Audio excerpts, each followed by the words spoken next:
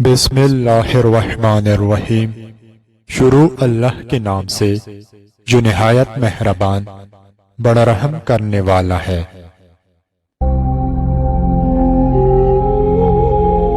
علی ابن مہزیار خدمت امام زمانہ میں غیبت کبریٰ کا سلسلہ شروع ہونے کے بعد علی ابن مہزیار ہر سال پر حج جاتے۔ وہ ایام حج کے آغاز میں مکہ آنے والے پہلے افراد میں ہوتے تھے اور وہاں سے نکلنے والے آخری فرد ہوتے تھے۔ وہ اس لیے ایسا کرتے تھے کہ انہوں نے اہل علم سے یہ بات سنی تھی کہ امام زمانہ ہر سال حج کے دوران عرفات تشریف لاتے ہیں۔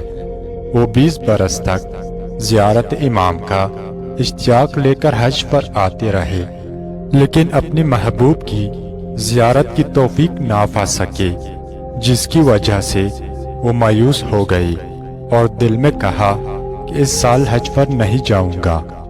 ایام حج شروع ہونے کے قریب تھے کہ عالم خواب میں انہوں نے کسی منادی کی یہ ندا سنی کہ اس مرتبہ حج پر جاؤ، تمہیں تمہاری مراد حاصل ہوگی۔ ابن مہزیار نیند سے اٹھے، انہوں نے سامان سفر تیار کیا اور گھر سے روانہ ہو کر کوفہ آئے۔ کوفہ سے مدینہ گئے اور مدینہ سے مکہ آ گئے۔ ایک رات جب ابن مہزیار طواف کر رہے تھے تو انہوں نے ایک خوبصورت جوان کو دیکھا جس کا چہرہ نور سے دمک رہا تھا اور اس نے سفید لباس پہن رکھا تھا۔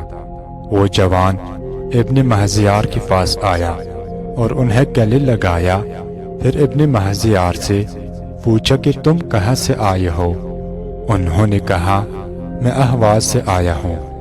جوان نے کہا ابن خزیب کا کیا حال ہے؟ ابن مہزیار نے کہا وفات پا چکے ہیں۔ جوان نے 3 بار یہ الفاظ کہے، خدا اس پر رحم کرے۔ وہ شب زندہ دار تھا اور راتوں کو خدا کی عبادت کیا کرتا تھا۔ جوان نے پھر کہا ابن مہزیار کا کیا حال ہے؟ ابن مہزیار نے کہا میں ہی ابن مہزیار ہوں۔ جوان نے کہا کیا امام حسن عسکری علیہ السلام کی امانت تمہارے پاس موجود ہے؟ ابن مہزیار نے کہا جی ہاں۔ پھر انہوں نے حضرت کی عطا کردہ انگشتری اتار کر جوان کو دکھائی۔ جوان نے انگشتری ہاتھ میں لی اور اس سے بوسہ دیا اور رونے لگا۔ پھر اس نے ابن مہزیار سے کہا خدا تمہیں کامیابی دے، یہاں کیوں آئے ہو؟ ابن مہزیار نے کہا جوان میں تو 20 سال سے یہاں آ رہا ہوں اور میری بس ایک ہی تمنا ہے کہ فرد غیب میں پوشیدہ اپنے امام کی زیارت کا شرف حاصل کروں۔ جوان نے کہا امام پوشیدہ نہیں ہے، تم اپنے گناہوں کی وجہ سے امام کے دیدار سے محروم ہو۔ پھر کہا مجھے اجازت مل چکی ہے کہ میں تمہیں ساتھ لے کر امام کی خدمت میں لے جاؤں۔ جب رات کے وقت آسمان میں ستارے ظاہر ہو جائے تو تم جبل صفا کے قریب آ جانا، میں تمہیں امام کی خدمت میں لے جاؤں گا۔ مقررہ وقت پر ابن مہزیار اس جگہ پہنچے تو وہ جوان موجود تھا۔ دونوں اپنی سواریوں پر سوار ہو کر چل پڑے۔ کچھ دیر تک پہاڑی ٹیلے عبور کرتے رہے۔ پھر جوان نے کہا یہ نماز شب کا وقت ہے، آؤ ہم دونوں نماز شب پڑھ لیں۔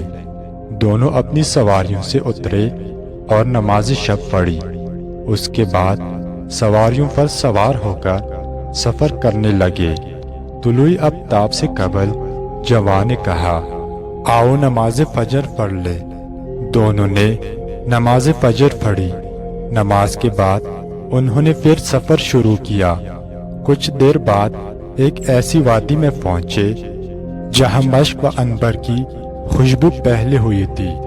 وادی کے درمیان ایک خیمہ نصب تھا جہاں سے نور کی کرنیں پھوٹ پھوٹ کر آسمان تک جا رہی تھی۔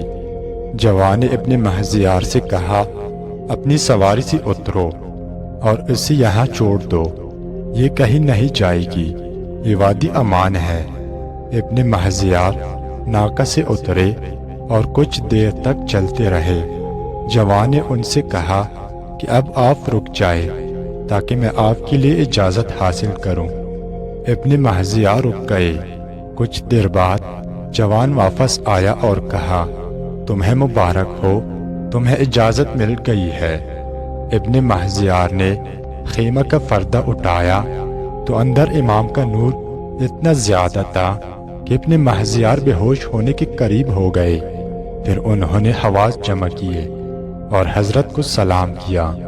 امام نے ان سے شیعان عراق کا حال پوچھا۔ ابن محزیار نے جواب دیا۔